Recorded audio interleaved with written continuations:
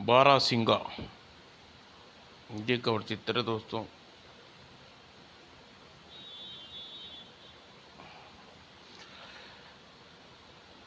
मौत की कोई शक्ल नहीं होती, हजारों शक्लें बदल जाती है। और कभी लाइलाज रोग शक्ल में, कभी जानलेवा दुर्घटना में की शक्ल में, कभी चाकू की शक्ल में, कभी गोली की शक्ल में, कभी आत्महत्या की शक्ल में। कुछ लोग जीते जी मर जाते हैं, कुछ और कुछ मरने के बाद भी जी उठते हैं। Bank bank bank bank. और नीलगिरी फॉरेस्ट, ये जंगल बारहसिंगों के लिए प्रसिद्ध है मले। और मैं यहाँ से कम एक बारहसिंगा जिंदा पकड़ कर ले जाऊंगा और फार्म हाउस की शोभा बढ़ाने के लिए। ये काम खतरनाक हो सकता है माइकल, बारहसिंगा आक्रमण हो सकता है। साईं चुप रहो, वो देखो बारहसिंगा कैसा शानदार दिख रहा है। तुम यहीं रुको, आवाज़ न करना, मैं पीछे से जाकर उस पर फंद डालूंगा। Oh shit. आ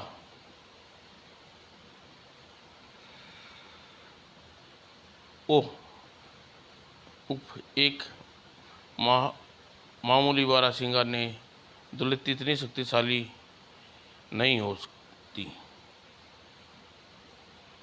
और माइकल माइकल माइकल, होश में आओ, दो बारहसिंगा गुस्से में पगलाए हैं, वे इधर ही आ रहे हैं। माइकल उठो उठो, भागो। बैंक। और सचमुच मौत किसी की शक्ल में आ सकती है। Nilgiri city. Oh what hotel. इस होटल में इतिहास 100 साल पुराना है सुलानी, और इसकी विशेषता सुनोगी तो उछल पड़ोगी। नहीं उछलूंगी, शिकार करते समय जंगल में शेर के सामने देखकर नहीं उछलती, बल्कि उस वक्त तो शेर ही उछल गया था। ओह मिस्टर आयरन और सुलानी मैडम, आप लोग नीलगिरी फॉरेस्ट के मिशन पर आए हो ना? हाँ, मेरी गोली से, वरना वह तुम्हें फाड़ खाता। आपके लिए कमरा नंबर 100 बुक है, और जल्दी। Lovely room. आयरन, तुम मुझे इस होटल में किसी विशेषता बताने वाली थी ना? हाँ, तुम जाओ। विंटन, फोन की सूचना चौंकाऊ थी क्या? ओ नो, ठीक है, मैं अभी निकलता हूँ।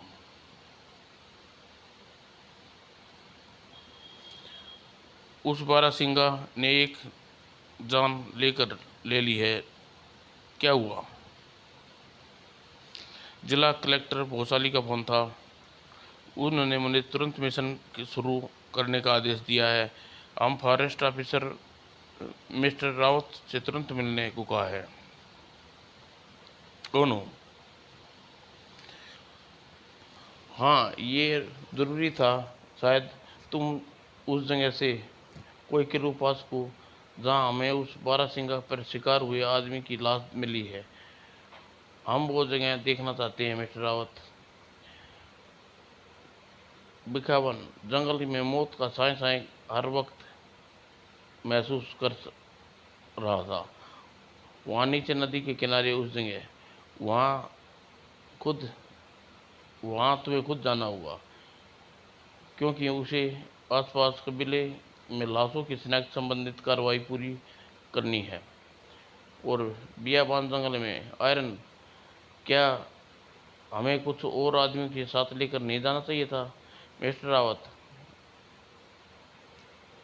रावत और आदमी लेने के लिए तैयार नहीं थे, आने के लिए तैयार नहीं थे। मैंने मना कर दिया, लेकिन मैंने, क्योंकि जितने अधिक आदमी होते उतना खूनी बारहसिंगा को पकड़ना हमारे लिए मुश्किल होता।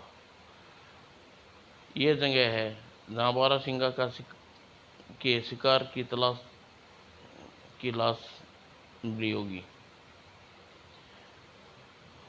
इससे पहले बारहसिंगा ने 2 शिकारियों को, माइकल और विले को अपना शिकार बना चुका है। बारहसिंगा जैसे शाकाहारी प्राणी ऐसे आक्रामक क्यों हो गया? उसके मिले उससे मिले तो देखें, बिना वजह तो मैंने नहीं बता सकता। ये देखो, शायद बारहसिंगा के खुरों के निशान है। ये लीद ये लीद है आयरन, और ताज़ी लीद हमें 15 मिनट पहले की। इसका मतलब यह हुआ कि क्योंकि बारहसिंगा उस व्यक्ति को 6 घंटे पहले मारा है। इसके 2 मिनट इसके 2 मतलब हो सकते हैं, या तो लीद करने वाला बारहसिंगा कोई और था, या वही बारहसिंगा दोबारा कुछ देर पहले यहाँ आया था।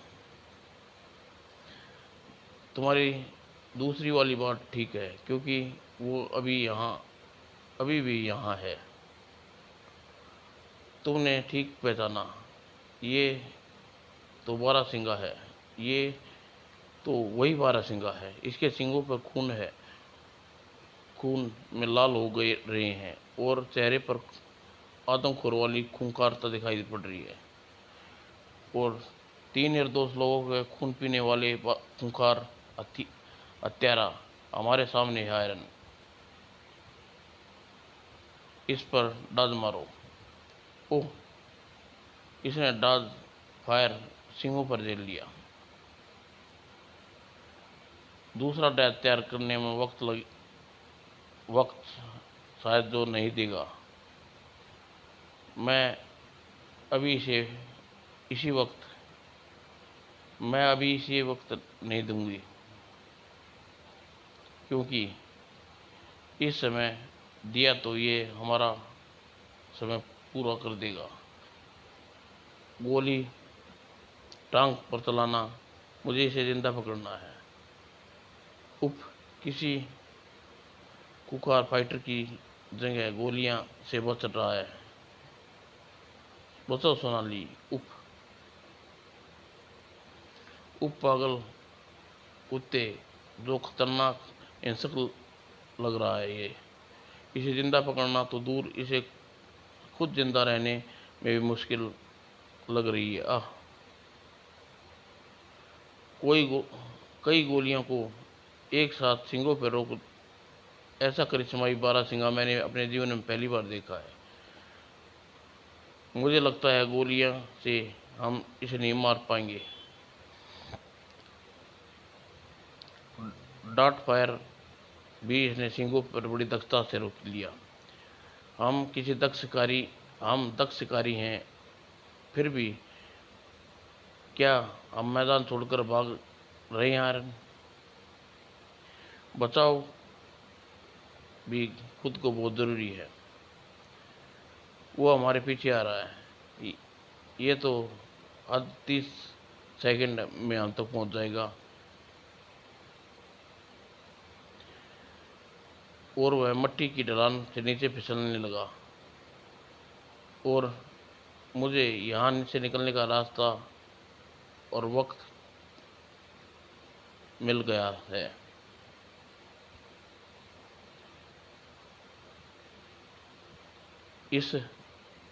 अब इससे पहले कि वह उठकर फिर हम पर चढ़ने की कोशिश करे, हमें पेड़ को काट दिया और पुल की जगह बिछा देना चाहिए। ये सोनाली संभल कर, मुझे ये मुझसे नहीं होगा आयरन। मुझे हाइट प्रॉब्लम है, मैं इसकी ऊंचाई पर नहीं चल पाऊंगी। ओह आयरन, उफ आयरन, सोलानी उफ, घबराना नहीं। ब्रैंक, बारहसिंगा अपनी टक्कर से पेड़ दूसरे सिरे को खाई में धकेलने की चेष्टा कर रहा है, लेकिन आयरन, मुझे इस पेड़ पर नहीं चल पाऊंगी। मैं यहाँ से हिल भी नहीं सकती। ब्रैंक, मैं तुम्हें उठाकर इन संसरे रास्ते पर आगे नहीं बढ़ सकता। तुम्हें चलना होगा सोनाली, वरना यह शैतान पेड़ सहित हमें नीचे उफनती नदी में गिरा देगा। ठहरो, तुम्हारी ऊंचाई प्रॉब्लम है ना, तुम्हारी आंखों पर पट्टी बांध दे लो और अब अपनी जगह पर खड़ी हो जाओ। यस कम ऑन, और अब तुम चल सकती हो। हमने खाई पार कर ली। Jump Sonali jump. ओह, इस पट्टी की ज़रूरत नहीं, मेरा रुमाल लौटा दो। वो बारहसिंगा कहाँ है, क्या कर रहा है वो? ओ गॉड, ये तो पुल पर चढ़ गया, अब इसे नहीं छोड़ूंगा। ब्रेक ब्रेक, रुक रुक, अभी रुक नहीं जरा, रुकेगा, ये रुकेगा। और ये खूनी बारहसिंगा नहीं है आयरन, ये रुकेगा। भागो आयरन, ड्रॉक। उफ, मैंने कहा था सोनाली, ये रुकेगा। ओह आयरन, तुम बड़ा खतरा मोल लिया। नीलानी, चिड़ियाघर में पहुंचाना होगा। मुझे पता था एक दिन मुझे बारहसिंगा से भी डर लगेगा। और मैं मिस्टर राउत को खबर भेजवाता हूँ, क्योंकि मैं चाहता हूँ कि इसे की होश आने पर यह जू में पहुंचा दिया जाए। और इसकी समझदारी भरी हरकत देखकर मैं दंग हूँ आयरन। ये बारहसिंगा की बुद्धि ऐसे इतिहास में किसी किताब में नहीं मिलेगा। और नीलगिरी चिड़ियाघर, इस चिड़ियाघर में पहुंचाकर सबकी ड्यूटी ख़त्म हो गई मिस्टर। अब इसकी बहुत देखभाल की ज़रूरत है। हाँ, ये काफ़ी खतरनाक है। होश में आने के बाद ये खुद को पिंजरे की मजबूत सलाखों के पीछे पाएगा तो वहाँ से निकलने के लिए खूब झटपटाएगा, और पिंजरे का दरवाज़ा खोलने की अभी ज़रा भी चेष्टा न करना। और जैसे तैसे होश आए इसकी पल पल की रिपोर्ट देते रहना। यहाँ आकर तो शेर भी गुराना भूल जाते हैं, यह तो बारहसिंगा है। आप चिंता न करें मिस्टर आयरन, इसकी अकल बाकी जानवरों की तरह ठिकाने आ जाएगी। और फिर होटल में वापस। यह हमारा दूसरा जन्म है। जिसे हम मामूली समझ रहे थे वो मिशन काफ़ी खतरनाक था। सोनाली, वैसे तो हमारा काम ख़त्म हो चुका है। मैं सोचता हूँ कि इस खूबसूरत होटल में कुछ दिन और रुकें। विचार बुरा नहीं है, मगर यहाँ का मिशन पर निकलने से पहले तुम इस होटल के बारे में कुछ बताना रहे थे। ओह, लेकिन पहले डिनर का ऑर्डर दे दूँ। और फिर सोनाली से होटल की विशेषता जुड़ी है एक कहानी है जो इंसानी रिश्तों की जीती जाती की मिसाल है। ये सुनकर तुम्हें अचंभा होगा कि नीलगिरी सिटी में दूसरा जन्म है। दूसरा जन्म? हाँ, आज से 1000 वर्ष पहले यहाँ एक कबीला का शासन था। यहाँ कुल 1 लाख कबीला वासियों की आबादी पर नियंत्रण सरकार मुर्दला के हाथ में थी। सरदार मुर्दला बहुत ही नेक दिल इंसान था, और उसकी सादगी का अंदाज़ा इसी बात से लगाया जा सकता है कि वो भोजन के लिए आम आदमियों की तरह वह खुद शिकार किया करता था, और कबीले के लोग उसे देवता की तरह पूजते थे। और गोताखोरों गहरे समुद्र में गोता लगाना, रत्नगिरी मोती इस्तेमाल की खोज करते थे। और नीलगिरी आदिवासियों को सोने व बहुमूल्य रत्नों की अच्छी पहचान थी, और उन्हें देवता के समर्पित किया जाता।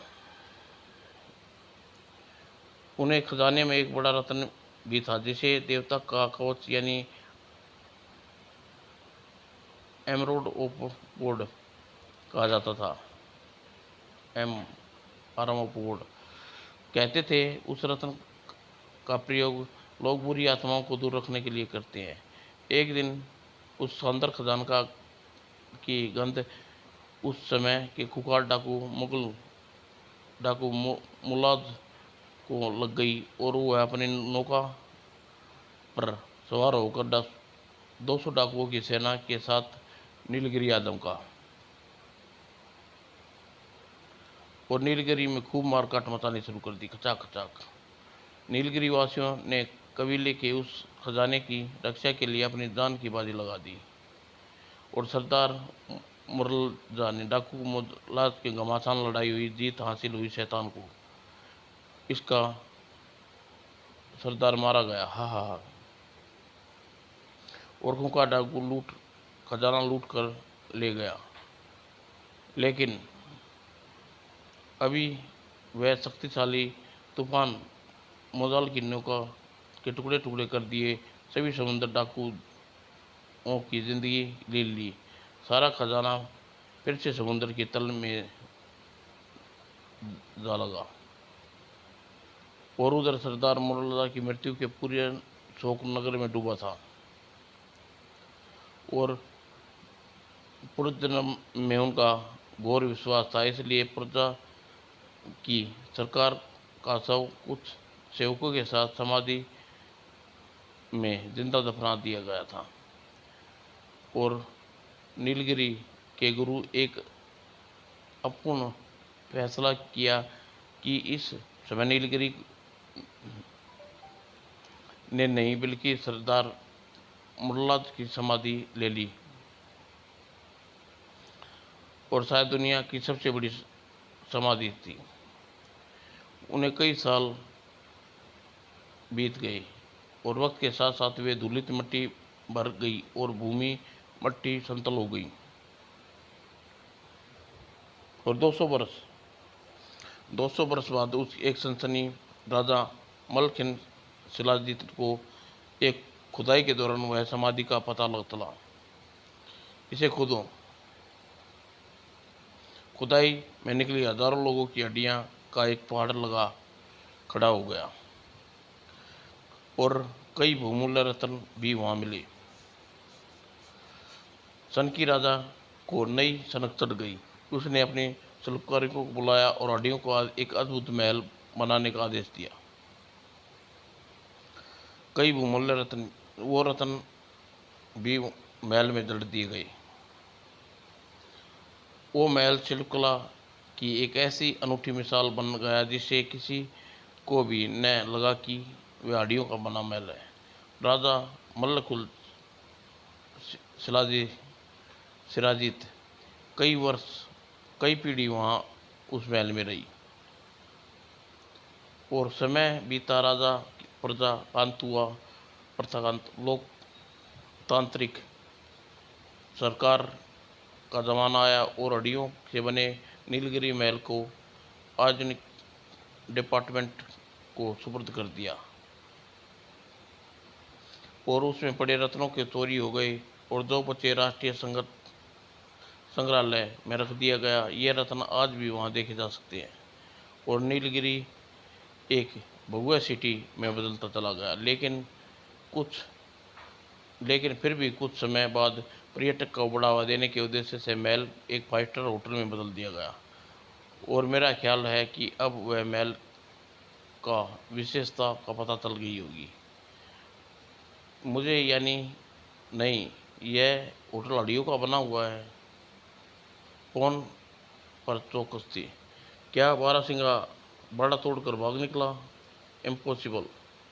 और जल्दी ओह, बारहसिंगा ने बड़ा तोड़ कर भाग निकला। पूरे चिड़ियाघर में कहीं कोई पता नहीं लगा।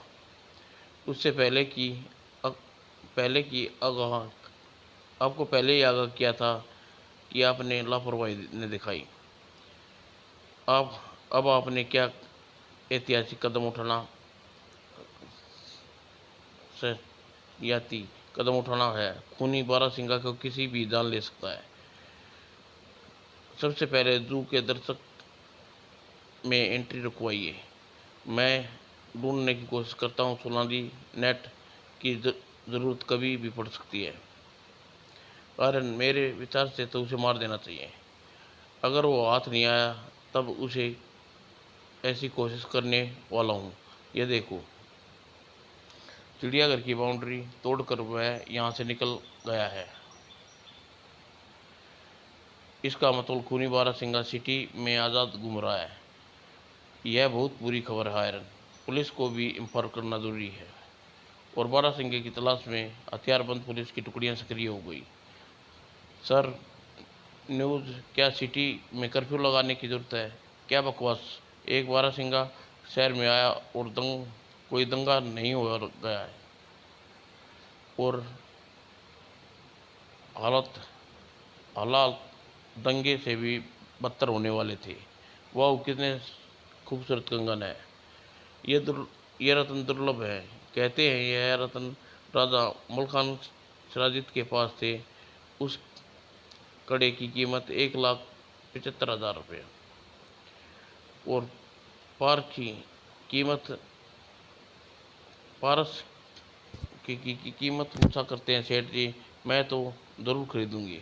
लाइए कंगन को मुझे दे दिए, मैं इसे पैक करवा देता हूँ। और उसकी मौत उसकी मौत आ गई थी जिंदगी को पैक करवाने के लिए। ओह, टक्कर ने ज़बरदस्त थी। बारहसिंगा की थी और बल्कि ये क्या, ओ गॉड।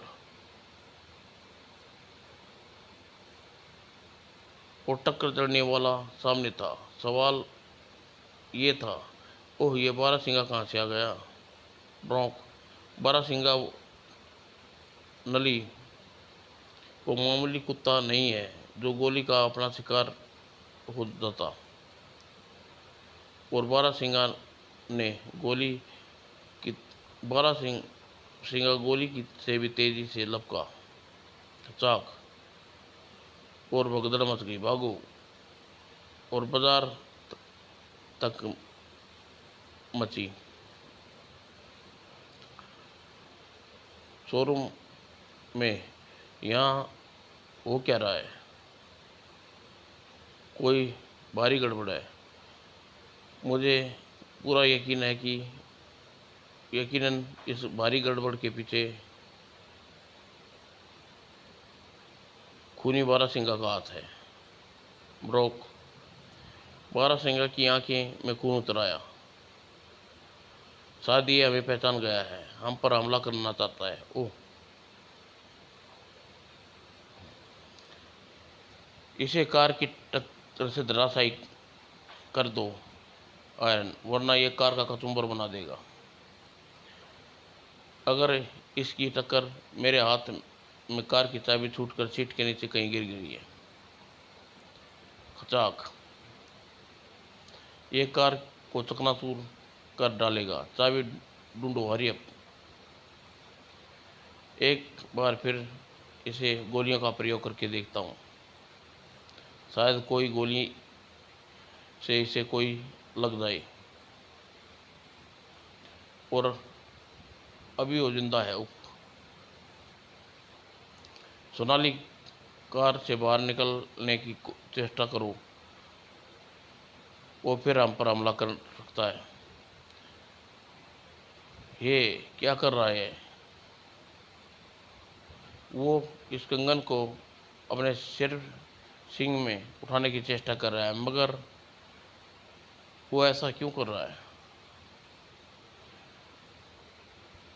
जब हम यहाँ से पहुँचे तो सभी कंगन इसके सींगों में फंसा हुए थे। और अब उसको मारा या पकड़ा कैसे जाए? कार में जाल निकालना। हम उस जाल से स्मोक बम किसने फेंक दिया? और फायर बुंडालों से। ओह, तो गोली तुम गोला तुमने फोड़ा है? हाँ, ताकि हम न देख ताकि हमें न देख सके। हम धुएं के बीच उसकी कब्र बना देंगे। तुम उस शैतान को नहीं जानते। धुएं वो बड़ी आसानी से तुम्हारी गोलियों को डाल दे देगा। इतनी सारी गोलियों को डाल देश को दे देगा कभी नहीं। कितनी गोलियां के बीच वह बचकर भाग नहीं सकता। और धुआं छटा, देख लो उसका यहाँ था पता भी नहीं है। कमाल है, इतनी सारी गोलियों से बचकर कैसे निकल गया। तुम कंट्रोल रूम में इन्फॉर्म करो, उसको खूनी बारासिंगा की स्थिति के बारे में बताओ। मुझे रतन दलित कड़ा परेशान कर रहा है। वो कैसे कड़ा है? जवाब हमें ज्वेलरी साहब देगा। ज्वेलरी मालिक दे सकता है। वो बारासिंगा का उद्र मचा रखा है। उस बारासिंगा का शिकार हुआ है। जब वह जिंदा है फौरन अस्पताल में ले चलो। जीप उधर है, आओ फौरन। और उस कड़े की आवश्यक कोई रहस्य है? बारासिंगा बारासिंगा वो बारासिंगा साधारण बारासिंगा नहीं लगता। उसकी हरकतें रहस्यमयी हैं। भला एक कड़े को क्यों उठा कर ले जाए और फिर हॉस्पिटल में? हाँ, इस वक्त वह कड़ा मेरे हाथ में था और मुझे पर हमला किया। तुम्हारे पास वो कड़ा कहाँ से आया? वो जर्मनी एक महिला ने बेच के गई थी। उसके बारे में इतना ही जानता हूँ। उस कड़े को रतन राजा शिलाजीत के काल का बता रही थी, जिसे अंग्रेजों महल से खरोच गए महल में से खरोच ले गए थे। क्या क्या कहा? राजा मलखन सिंह सिराजीत का? ये वही राजा मलखन जीत है, सोनाली, जो हड्डियों का महल बनवाया था। लेकिन उस इससे क्या साबित होता है कि बारासिंगा राजा मलखनजीत का क्या संबंध? राजा मलखनजीत से तो हम उस कड़ी से तो है। मत भूलो, उस कड़ी में रत्न जड़े हुए हैं। और राजा मलखन सिंह रियासत काल में राजा मलखन ने सिराजीत से काल में जितने भी नीलगिरी कलियाई सरदार मुर्ला के समाधि पर ले चुके हैं और सैकड़ों सेवक की हड्डियों का महल बनाया था। टैक्सी, क्या पता वो रतन या तो पूरा पूरा कड़ा सरदार मुर्ला के काल का हो। लेकिन बारासिंगा ने सरदार मुर्लाजा से संबंध क्या है? फिर भी बारासिंगा बीच में कहाँ गया से आ गया? मुझे सोचने दो सोनाली। आखिर सारी घटना उस जंगल से शुरू हुआ है और जहाँ मुर्तला रहता था और जहाँ उसके साथ हजारों कबीलेवासियों की समाधि ली थी, जहाँ वे लोग अपने सरदार के पूर्वजन्म का विश्वास रखते थे। तुम कहाँ जा रहे हो? पहले नेशनल म्यूजियम, फिर और होटल नीलगिरी, जहाँ से खौफनाक पर्यटक देखकर घिघी बंद चुकी थी। अरे, बारासिंगा कहाँ से आ गया? सिंह पर खून टपक रहा है और इसे बाहर खड़े गार्ड को मार डाला। ये नहीं है, ये वही बारासिंगा है जिसने पहले जंगल में फिर शहर में जाकर कई लोगों को मार डाला। Call the police. और पुलिस छकाकर ही तो ये यहाँ आ पहुँचा है। इससे कोई शैतान समाया हुआ है।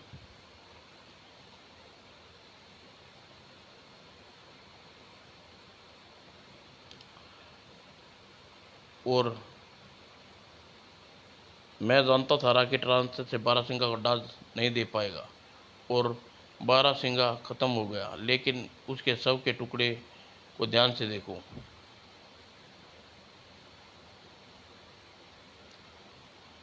और एक विद्युत ऊर्जा के साथ ही एक आकृति ने जन्म लिया। तुम सब मारे जाओगे, तुम सब लोग हत्यारे हो। ओह, यह क्या?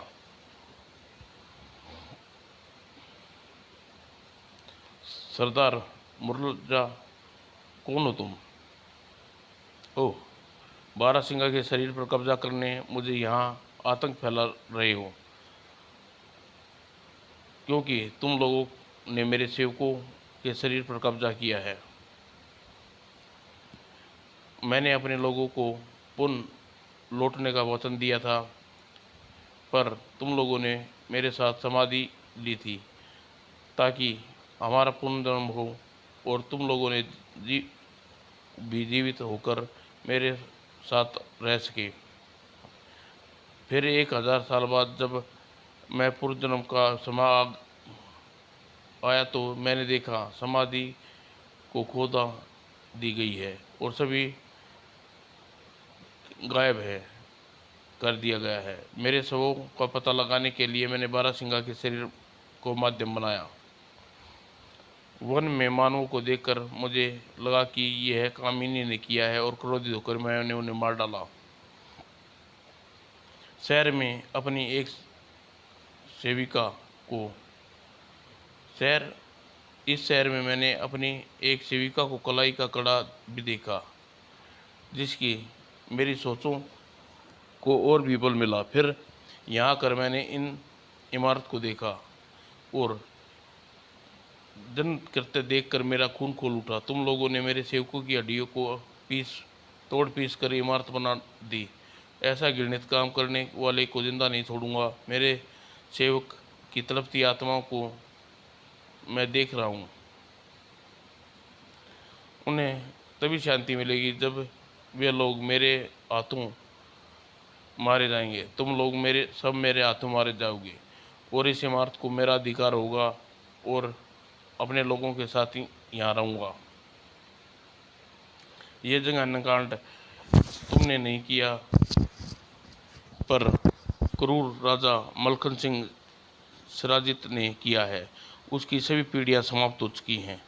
किसी और के गुनाहों की सज़ा तुम हमें नहीं दोगे। मेरे पास तुम्हारे गॉड की शक्ति है, तुम्हारे देवता का शस्त्र है, जिससे तुम बुराई का अंत करते थे।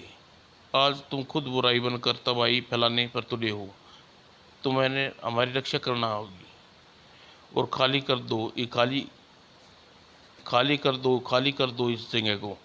हाँ, मैं तुम्हें वचन देता हूँ, हड्डियों का यह महल तुड़वा कर मैं इसके अवशेषों को विद्युत पूर्ण अंतिम संस्कार करवाऊंगा, ताकि तुम सबकी आत्मा को शांति मिल जाए। और फिर एक जबरदस्त धमाके के साथ पूरी इमारत को रेत का महल नीचे गिर पड़ी, और आर्म ऑफ गॉड मुझे नेशनल म्यूजियम से मिला है। इस तबाही को रोकना नामुमकिन होता। समाप्त दोस्तों।